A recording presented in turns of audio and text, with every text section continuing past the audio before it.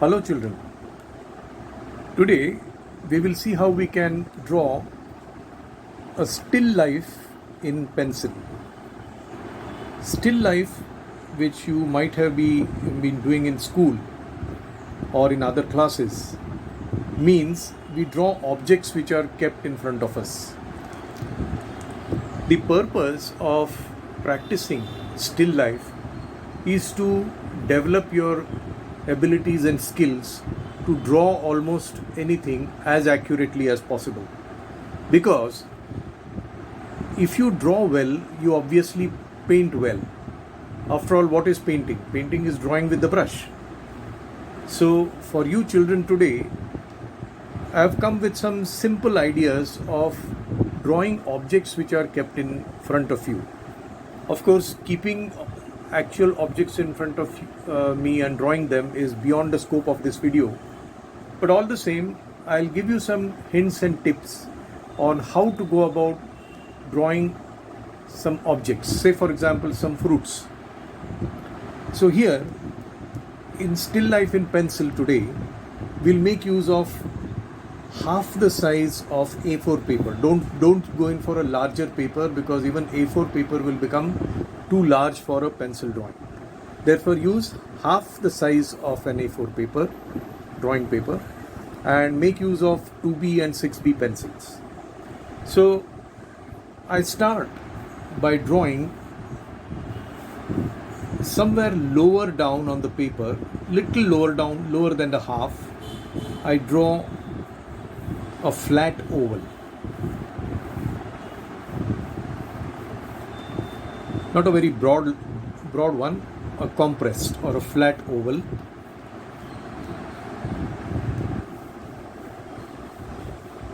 With doodles. Doodles means I keep on using the pencil over again and again, and with a very light pressure I complete one oval.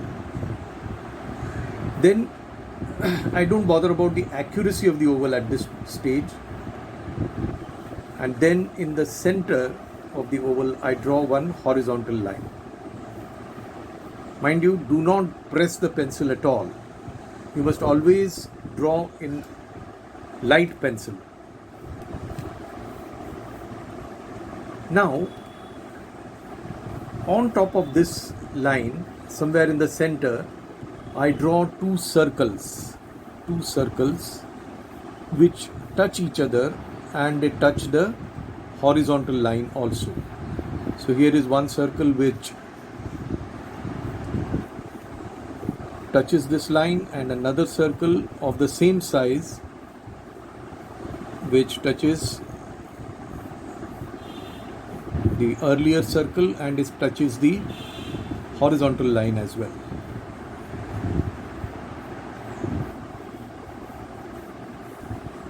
So two circles touching one another and touching the horizontal line as well. Now, about this particular oval, I draw yet another curved line absolutely parallel to the oval. So one more line absolutely parallel to the oval. So there are two concentric ovals, means one oval fitting into the other. Now, touching this edge, I draw one large smile. You must have drawn smiles. Smile is this way, this curved line. I draw one large smile, and some distance away from it, I draw yet another smile and connect this smile with a curved line. Connect this smile with a curved line to the earlier curved line, or the earlier smile. As you must have rightly guessed, these are two fruits. We may call them oranges, and this is obviously the banana. At one end of the banana, I make a crooked looking stump. which is generally the characteristic of this fruit. And at the other end, I make a cap-like attachment or a cap-like structure.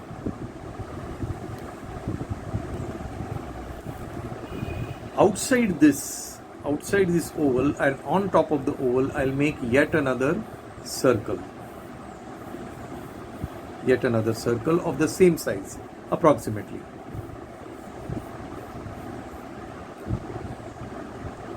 So obviously the ovals that you have drawn will make for the flat bowl or the plate, if you want to call it.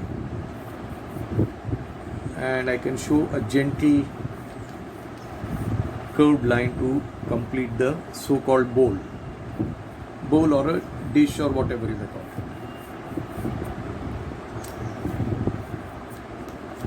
it. So in this way, I have made a nice looking banana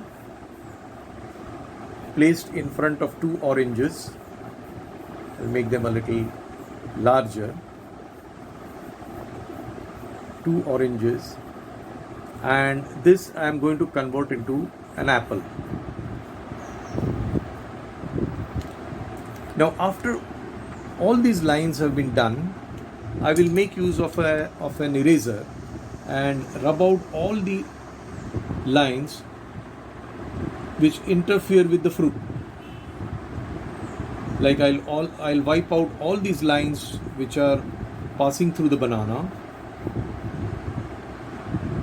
I'll wipe out all those lines which are passing through the oranges, and I'll rub out all those lines which are passing through the third one, that is the apple which I am about to draw. So in this way we have got the outlines of the fruits that we desire to draw and shade. Now we are going to do shading in pencil. I'll just revise some of the shapes.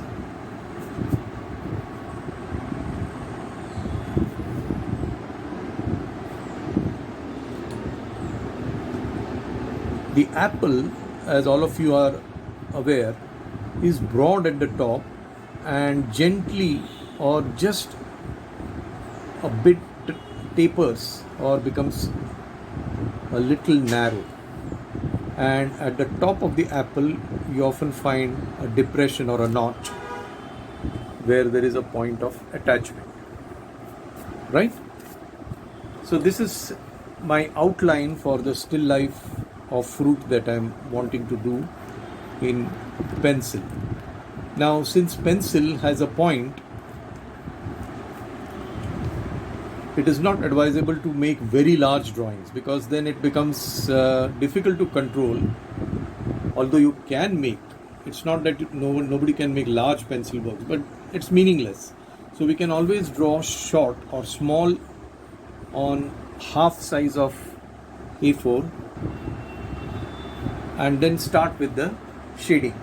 Now how to do the shading part, or how to use the pencil to do shading?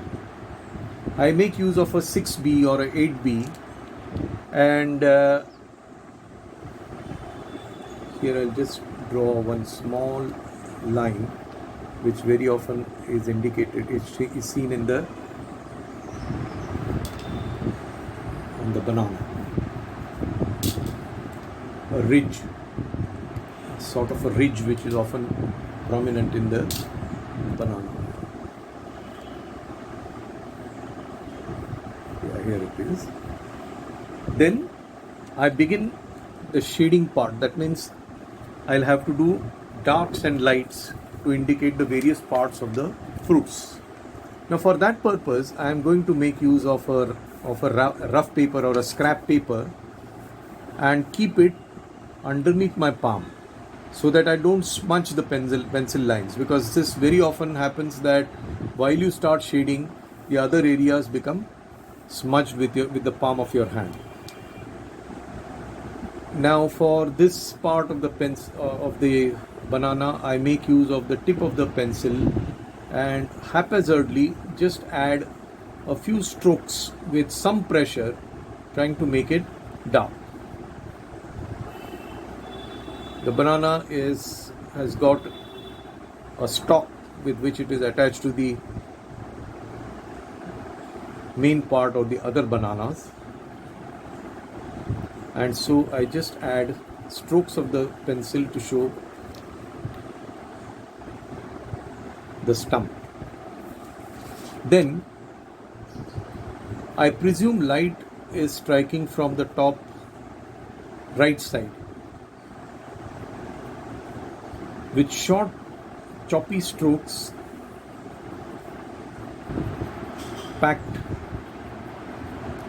together, I keep adding strokes of the pencil all along the lower portion and all along the edge of the pencil of the banana.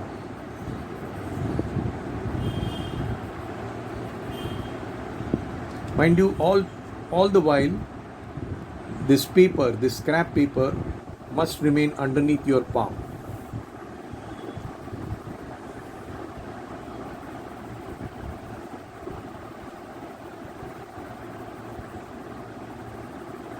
So with quick jerky strokes,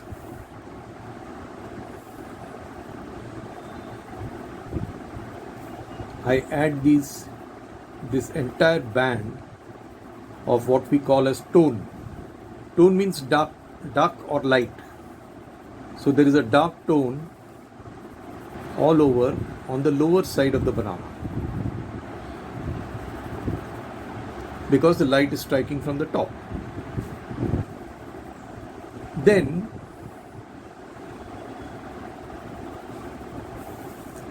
you can make it a little regular by using the tip of the pencil, and then you can indicate a drop in the pencil pressure and continue the same way up to the ridge.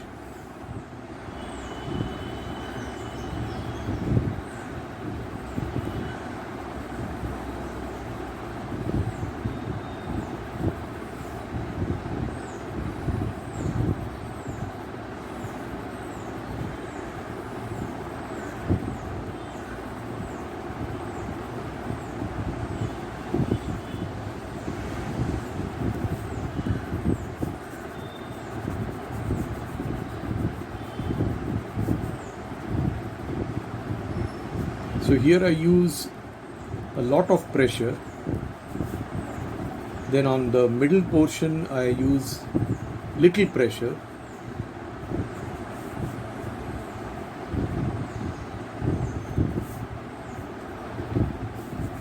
And leave out the top, which receives maximum light without the touch of a pencil. Now I repeat the same action for the oranges. If you want to call these oranges or any other fruit, I don't mind.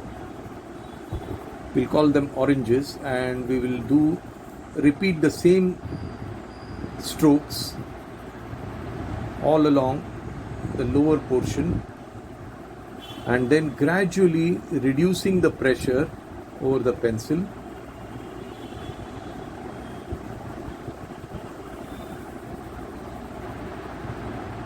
making it feeble, more and more weak as you go up. Then filling up the extreme areas.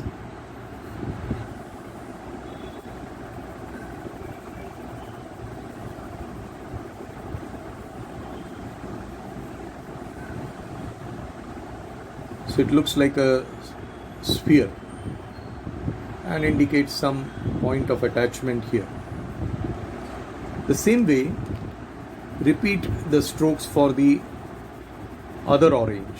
That means I put in a lot of pressure or a heavy pressure at the base, and then move upwards, gradually reducing the pressure over the pencil and giving these choppy strokes till I reach the far end or the far edge, upper edge of the fruit.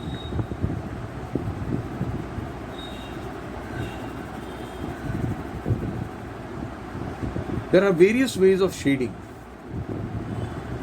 Pencil shading can be done in a number of ways. This is only one of them.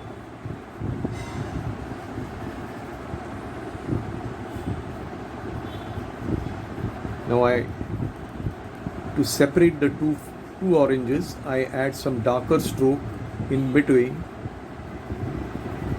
and continue adding dark to light choppy strokes from bottom upwards.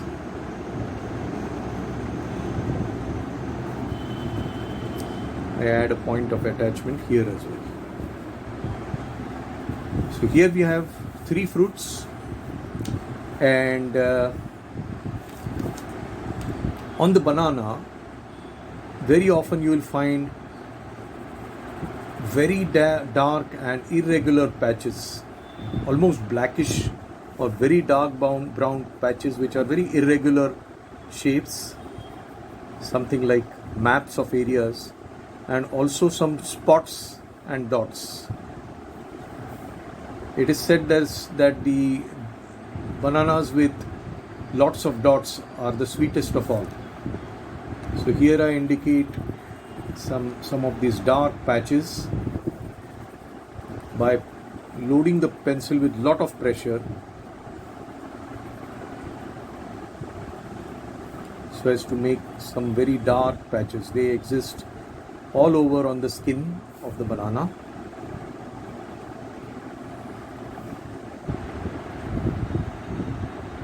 So just indicate a few dots, and that completes the banana. With the far end of the banana, which is like a cap shape, I add heavy pressure and then do a gradation. Gradation means applying decreasing pressure over the pencil to form tones which are dark to light.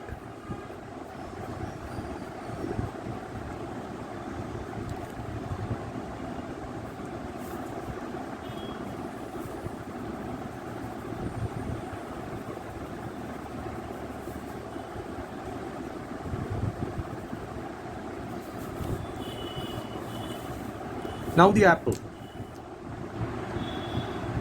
Again, presuming light striking from the top right side, the top of the apple obviously gets more illuminated, and since the skin of the apple is very smooth, it often shows some shine. So I start in the same way as I did for the other fruits. I add short choppy strokes continuing from bottom upwards.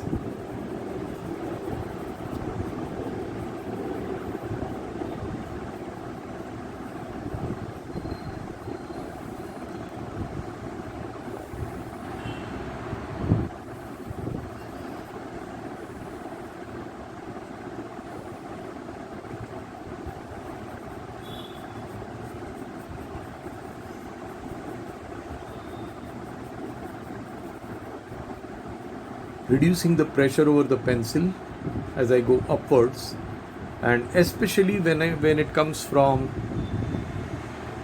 the top to bottom strokes, I use the strokes which are a little tossed over in curves.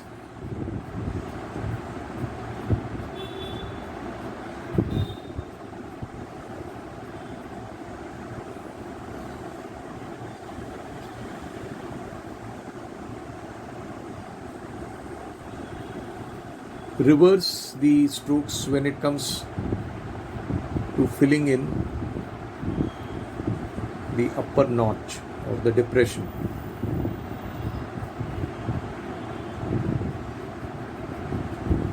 Then fill the entire fruit with very mild strokes. Immediately I have employed very weak pressure, but just making enough marks to fill the area. All the same, here you can add more pressure now, since the area is away from light, and even the bottom portion you can add some extra pressure since it is away from light. Then we see what is called a highlight. Highlight means the area which shines, since light strikes on that smooth area and bounces back or bounces off.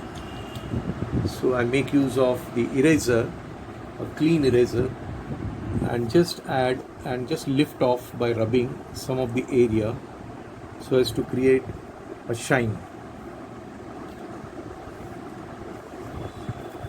Then I take the eraser and also rub out the edges so as to clean the background and also define the edges of the fruit and about these arrows which are not wanted.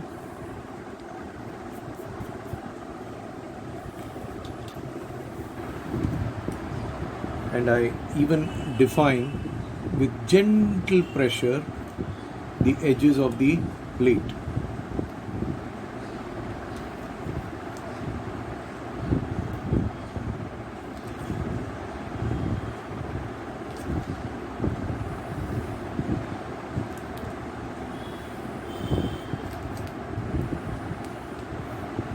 Now we have to show the shadows cast by the various objects. As we presume the light is striking from the top right side, we darken some of these areas immediately underneath the fruit.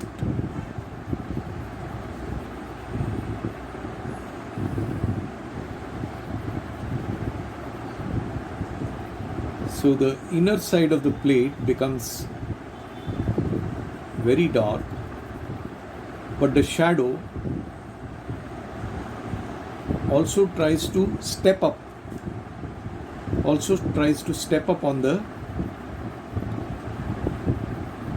rim of the plate or the bowl. And here I loosen the pressure because the shadow is seen on top of the white surface of the plate, so it can't be this dark. Shadows are never black always. Most of the times they are grey. Only in extreme conditions where no light touches, they may be indicated as extremely dark or blackish.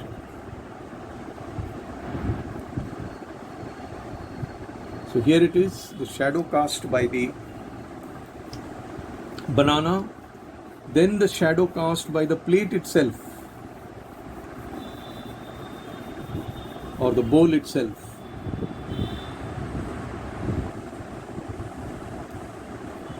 Please note that shadows are generally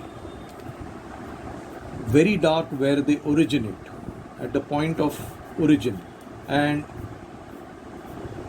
as they spread out, they become little lighter. So with strokes of the pencil tossed from right to left and mimicking the shape of the object, that is the oval shaped bowl or the plate, I try to give a shadow which is ovalish.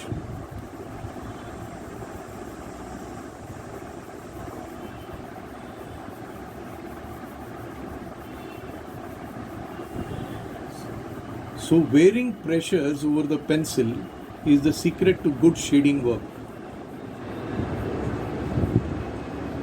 You must learn to use different strokes or different pressures at different times to make a good looking pencil shading work.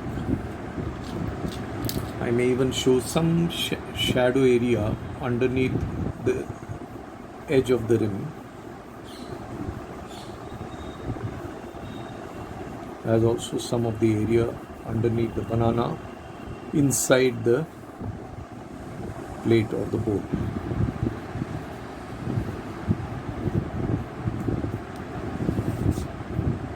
Then the shadow cast by the apple,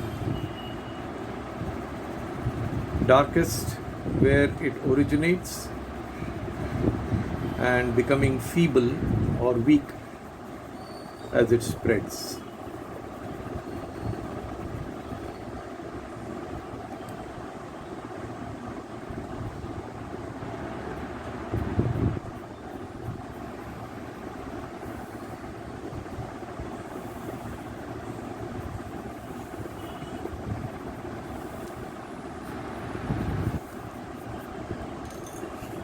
Finally, I take the eraser and I can knock off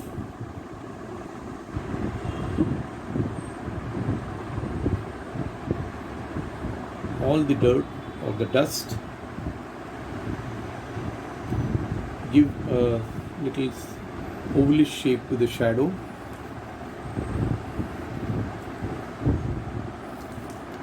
define some more lines for completion.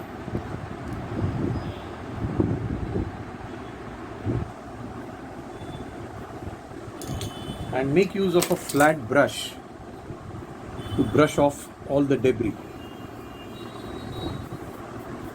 The palm of the hand should not be used in the end because you may smudge the picture done with so much of care and attention.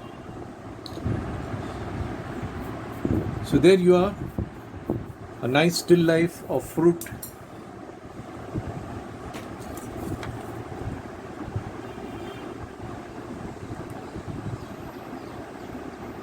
done in pencils shading using 6B 2B pencils and half the size of an A4 paper. Thank you very much.